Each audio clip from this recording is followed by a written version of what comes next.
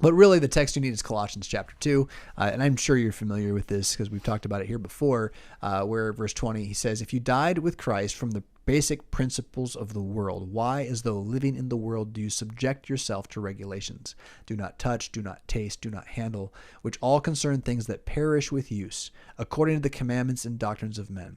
These things have an appearance of wisdom and self-opposed religion, false humility, and neglect of the body, but they are of no value against the indulgence of the flesh. Okay, so not smoking tobacco, not drinking alcohol, not eating certain foods is of no value in stopping the indulgence of the flesh. That's what you're trying to break away from.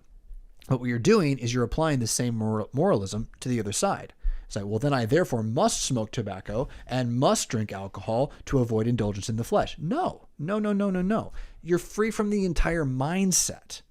It has nothing to do with anything.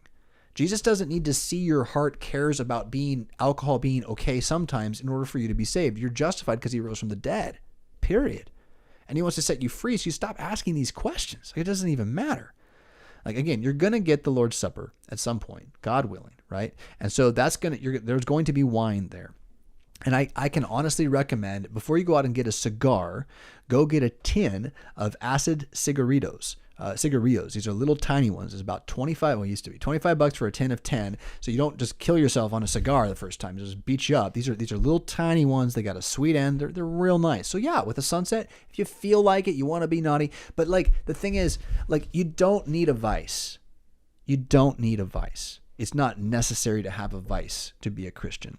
And so if you don't really have like an actual desire for this, what you're doing is you're letting your guilt continue to chase you out of one cult into another. Okay. And I use the word cult kind of seriously on one side and not on the other, but the mindset, the cult mindset, like, I have to do it just this way or else. And if I don't do this, then it won't really be. Like, that's not Christianity.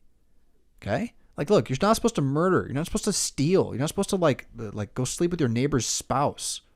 Don't do those things. And then after that, you're free. You're free, right? You don't need a vice, and you don't want to apply legalism to the other side. And this is so common. I find this amongst both converted to Lutheran evangelicals that become Lutherans.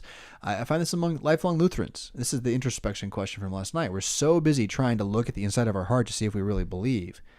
And what we've done is we've created a new legalism out of doing it right? So we haven't really stopped. We haven't really believed in justification.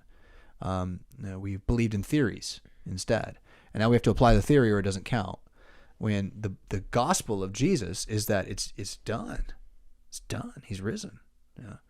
I feel like I had one other thought on that.